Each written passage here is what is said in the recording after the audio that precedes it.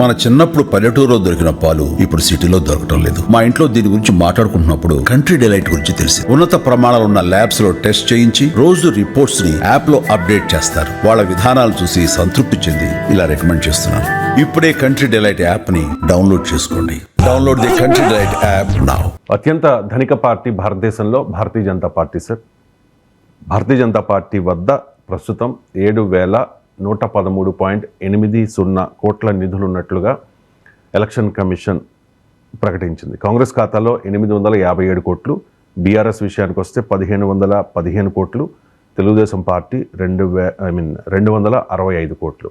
అంటే ఇక్కడ huge difference కనిపిస్తుంది సార్. భారతీయ జనతా పార్టీకి 7,113 కోట్లు అయితే కాంగ్రెస్ పార్టీకి 857 కోట్లు. సహజంగా అధికారంలో ఉన్న వాళ్ళకి ఆ అడ్వాంటేజ్ ఉంటుంది, కానీ ఈ డిఫరెన్స్ చాలా ఎక్కువ ఉంది. అండ్ కాంగ్రెస్ పార్టీ కంటే భారతీయ జనతా పార్టీ కంటే కాంగ్రెస్ పార్టీయే కదా సార్ సుదీర్ఘకాలం భారతదేశాన్ని పరిపాలించింది. సో ఇంత డిఫరెన్స్ ఎందుకు? కాలం పరిపాలించిన వారికి ఉండదు కదా. ఆస్తులు ఉండేది మా తాతకు ఆస్తి కన్నా పన్మనికి ఆస్తి ఉంటుంది. ఇప్పుడు నేను రిటైర్ అయ్యే టైంకి నాకున్న శాలరీ కన్నా నా కొడుకు ఉద్యోగం చేసినప్పుడు ఎక్కువ శాలరీతో ఎక్కువ ఉద్యోగంలో చేరాడు. నేను రిటైర్ అయ్యే టైంకు నా శాలరీ కన్నా నా కూతురు 1 year జాయిన్ అయ్యే టైంకి ఎక్కువ శాలరీతో జాయిన్ అయింది. దానికి ఏం చేయగలుగుతాం మనం? నేను యూనివర్సిటీలో 30 ఏళ్ళు ప్రొఫెసర్గా 88 నుంచి 2024 వరకు 23 మీకు వరకు ఆగస్టు వరకు పనిచేశాను. నేను రిటైర్ అయ్యే టైంకి నా శాలరీ చూస్తే lesser than my son salary, equal to my daughter salary. అది కాదు కంపారిజన్. అందువల్ల ఇప్పుడు అధికారంలో ఎవరు ఉన్నారనేది పాయింట్ అవుతుంది తప్ప ఎన్నేళ్ళు అధికారంలో ఉన్నారనేది పాయింట్ కాదు. పాయింట్ మీరు చేసిన అబ్జర్వేషన్ చాలా కరెక్ట్ అబ్జర్వేషన్. గ్యాప్ ఉంటుంది. అధికార పార్టీకి సహజంగానే డబ్బులు ఇచ్చే వాళ్ళు ఇస్తారు, విరాళాలు ఎక్కువ వస్తాయి. కానీ ఇంత ఎక్కువ రావడం అనేది, ఇంత గ్యాప్ ఉండడం అనేది ప్రశ్నార్థకమే. దీనిపైన ఎలక్టోరల్ బాండ్స్లో మనం చూసాం. ఎలక్టోరల్ బాండ్స్లో 90-95% బీజేపీకి వెళ్ళాయి అఫీషియల్గా. ఇది సుప్రీంకోర్టు కూడా క్లియర్గా చెప్పింది, ఇది పొలిటీషియన్కు బిజినెస్ మ్యాన్ నెక్సెస్ను పెంచుతుంది అని. ఇప్పుడు ఎవరు ఉచితంగా ఇవ్వరు. ఇప్పుడు బీజేపీకి విరాళాలు ఇచ్చే దాంట్లో పార్టీ కార్యకర్తలు, శ్రేణులు, పార్టీ మెంబర్షిప్ ద్వారా వచ్చేది చాలా పరిమితం. మనకు ఆ బ్రేక్ డౌన్ లేదు. బ్రేక్ డౌన్ ఉన్నా కూడా అది పరిమితంగానే ఉంటుంది. లేదు, పార్టీ పట్ల సైద్ధాంతిక అభిమానంతో ఇచ్చేవాళ్ళు కొంతమంది ఉంటారు, కానీ ఇది పరిమితమే. అత్యధిక భాగము ప్రభుత్వంలో ఉన్నారు కనుక, అధికారంలో ఉన్నారు కనుక క్విట్ ప్రోకో ఉంటారు. అంటే నీకు విరాళం ఇస్తే మరో డబ్బులు వస్తాయి. చదువుతోనే సమాజంలో మార్పు సాధ్యమని నమ్మిన వ్యక్తి, మారుమూల గ్రామంలో పుట్టి వేలాది మందిని మేధావులుగా తీర్చిదిద్దిన విద్యావేత్త, మనలో ఒక్కడు మల్క కొమురయ్యకు టీచర్స్ ఎమ్మెల్సీ ఎన్నికల్లో మొదటి ప్రాధాన్యతగా ఓటేద్దాం, గెలిపిద్దాం. ఇప్పుడు బీఆర్ఎస్ కు 1,500 కోట్లు, కాంగ్రెస్ కన్నా ఎక్కువ ఉంది ఒక్క రాష్ట్రంలో అధికారంలో ఉంటే.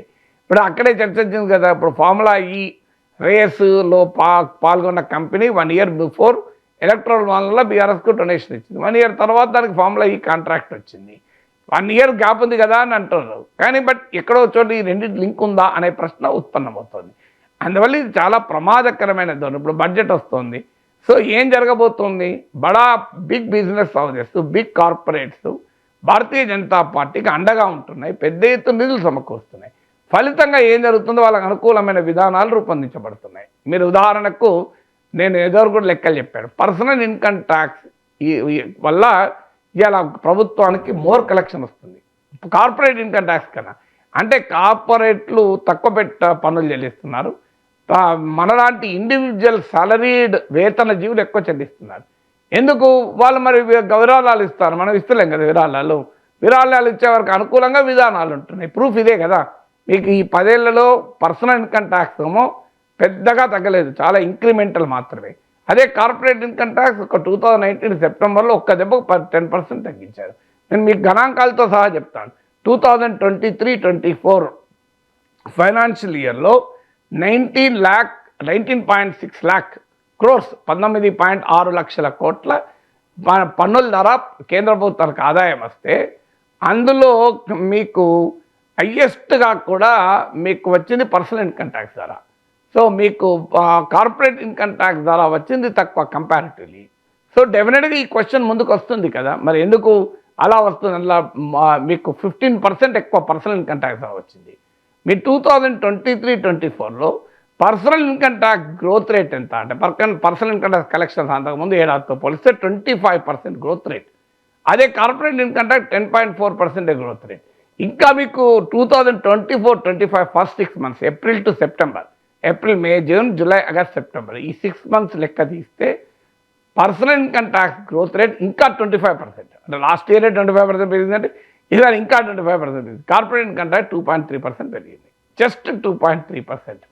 అంటే మరి మీరు ఎటువైపు వెళ్తున్నారు? మీరు కావాలంటే గూగుల్లో కొట్టండి, గౌతమ్ అదానీ భారతదేశంలోనే కాదు ప్రపంచంలోనే అత్యంత ధనికులు ఒకరు. సింపుల్గా గూగుల్లో కొట్టండి, Gautam Adani is not the highest tax payer అని. Is Gautam Adani highest tax payer అని కొట్టండి, మీకే వస్తుంది. ముఖేష్ అంబానీ ఉదాహరణ కూడా చెప్పాడు. 2021లో ముఖేష్ అంబానీ 3.1% ట్యాక్స్ కట్టాడు. అఫ్కోర్స్ తర్వాత 18%, 21% కట్టాడు.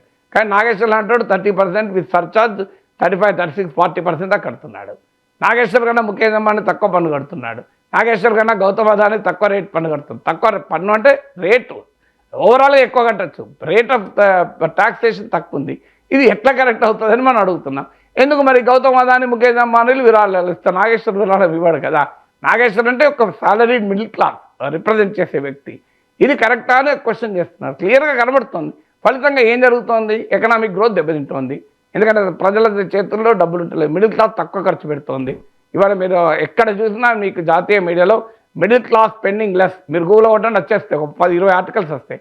Middle consumption expenditure falling, middle class spending less, Indian people spending less అని గూగుల్లో కొట్టండి, ఎన్ని ఆర్టికల్స్ వస్తాయి మీకే తెలుస్తాయి. ఆల్ బిజినెస్ రిలీజ్లో వస్తున్నాయి. ఎందుకు వస్తున్నాయి? ఎడిటోరియల్స్ వస్తున్నారు. అయినా ప్రభుత్వం మేల్కొనడం లేదు. ఎందుకంటే ప్రభుత్వం డబ్బులు ఇచ్చేది కార్పొరేట్లో, మిడిల్ క్లాస్ ఇవ్వదు కదా. మీరు మిడిల్ క్లాస్ ఈ spending less, consuming less, middle class purchasing less, ఇది రోజు పేపర్లు వస్తుంది టాప్ బిజినెస్ లీడర్స్ అన్నింటిలో. ఆయన మరి ఫైనాన్స్ మినిస్టర్ ఇప్పటి వరకు ఈ బడ్జెట్లో ఏం చేస్తారో మనం స్పెక్యులేట్ చేయలేము. ఇప్పటి వరకు మిడిల్ క్లాస్కు సిగ్నిఫికెంట్ రిలీఫ్ ఇవ్వలేదు. మిడిల్ క్లాస్ ఓట్లేదు బీజేపీని గెలిపిస్తున్నారు. BJP core electoral constituency, Narendra Modi core support base ఎవరు మిడిల్ క్లాస్. కానీ కార్పొరేట్లకు అనుకూలంగా విధానాలు ఉంటున్నాయి. ఎందుకుంటున్నాయి? మరి కార్పొరేట్ డబ్బులు ఇస్తున్నారు, మిడిల్ క్లాస్ డబ్బులు ఇవ్వరు. మిడిల్ క్లాస్ ఓట్లు వేస్తారు కదా. మిడిల్ క్లాస్ ఓట్లు ఎట్లా చేస్తారు? ఆ టైంకు మహాకుంభో, రామ్ జన్మభూమి, లేకుంటే ముస్లిము, ముజ్రా, మంగళసూత్ర, మీకు ఇవన్నీ చాలా ఉంటాయి కదా, మందిర్, మసీద్, ఇవన్నీ వచ్చి మిడిల్ క్లాస్ ఓట్లు వేస్తారు. అందువల్ల మిడిల్ క్లాస్ ఓట్లు వేయడానికి ఇన్కమ్ ట్యాక్స్ రిలీఫ్ ఎందుకు? ఇన్కమ్ ట్యాక్స్ రిలీఫ్ ఇవ్వకపోయినా ముస్లిం వస్తుంది, మంద్రా వస్తుంది, మంగళసూత్ర వస్తుంది, మందిర్ వస్తుంది, మస్జిద్ వస్తుంది కదా, ఓట్లు వేస్తాం కదా మనం. చైనా వస్తుంది, పాకిస్తాన్ వస్తుంది, ఓట్లు వేస్తాం. కానీ కార్పొరేట్లకు మరి వాళ్ళకి ఎందుకు రాయితీలు ఇస్తున్నారంటే వాళ్ళు మరి విరాళాలు సమకూరుస్తున్నారు. అందులో పేద ప్రజలకు డబ్బులు ఇచ్చి ఓట్లు కొంటున్నారు. ఇదో క్లియర్గా అర్థమవుతుంది కదా. పేద ప్రజలకు కార్పొరేట్ ఇచ్చిన డబ్బుల్లో కొంత భాగంతో ఓట్లు కొనేస్తారు. మిడిల్ క్లాస్కు మంగళసూత్ర, ముజ్రా ఉంటుంది. ఇకపోతే కార్పొరేట్ల నుంచి డబ్బులు వస్తాయి. ఇది క్లియర్ ఎకనామిక్స్ పొలిటికల్ ఎకానమీ అర్థమవుతుంది కదా.